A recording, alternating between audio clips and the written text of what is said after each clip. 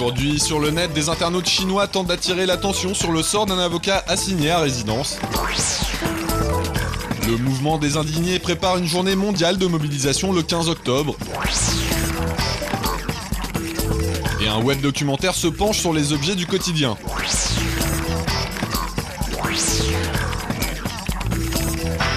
Bien qu'il ait été libéré l'an dernier après 4 années passées derrière les barreaux, l'activiste chinois Chen Guangcheng reste emprisonné dans son village natal de la province du Shandong, dans l'est du pays.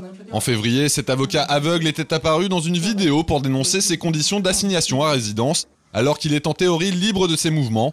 Sa maison serait ainsi surveillée 24 heures sur 24 et sa famille aurait l'interdiction d'en sortir. Et sa fille de 6 ans n'aurait même pas le droit d'aller à l'école.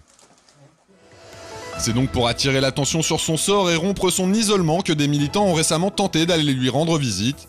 Parmi eux, des activistes des droits de l'homme, des reporters et de simples citoyens dont une religieuse bouddhiste. Mais tous ont été arrêtés et brutalisés avant d'atteindre leur destination.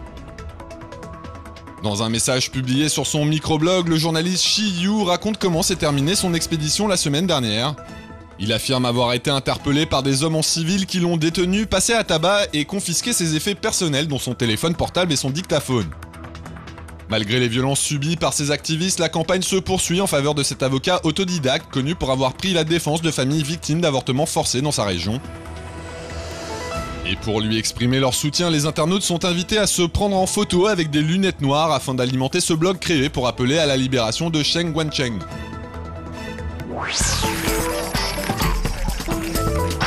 D'Amérique en Asie, d'Afrique en Europe, les populations en ont assez.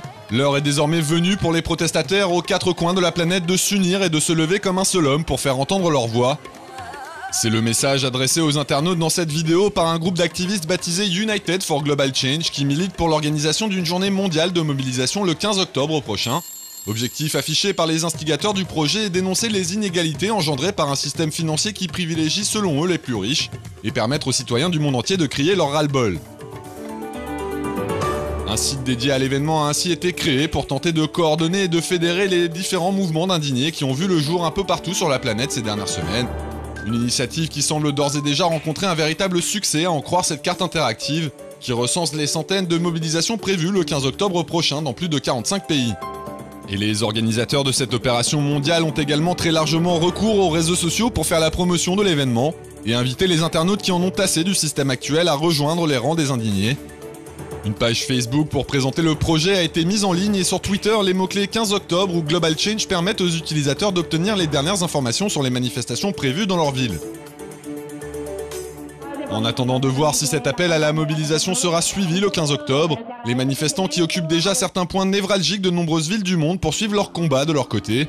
Ainsi comme l'illustrent ces images tournées récemment à New York, à Madrid ou encore à Tel Aviv, les protestataires semblent décidés à se battre aussi longtemps que nécessaire pour obtenir de véritables changements politiques et économiques.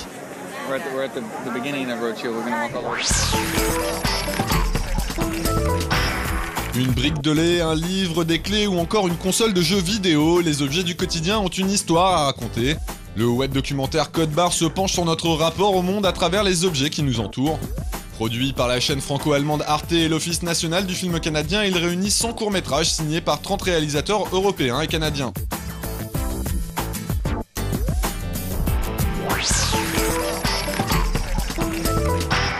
Mikey Welch, le nom de l'ancien bassiste du groupe Weezer, fait partie des termes les plus populaires sur les réseaux sociaux depuis l'annonce de son décès samedi dans un hôtel de Chicago. Fait troublant, le 26 septembre dernier, l'artiste de 40 ans avait envoyé un tweet affirmant qu'il avait rêvé de sa propre mort, provoquée par une crise cardiaque dans son sommeil à Chicago, et qu'il allait écrire son testament. Les premiers éléments de l'enquête évoquent eux une overdose de drogue. Mikey Welch avait quitté Weezer en 2001 et s'était depuis consacré à la peinture.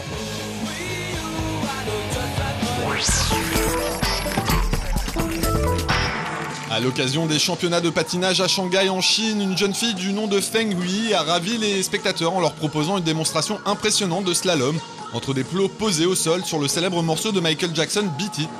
Enchaînant des figures toutes plus incroyables les unes que les autres, la jeune patineuse réussit à garder le sens du rythme pendant son passage devant les juges et offre dans cette vidéo une performance digne du roi de la pop.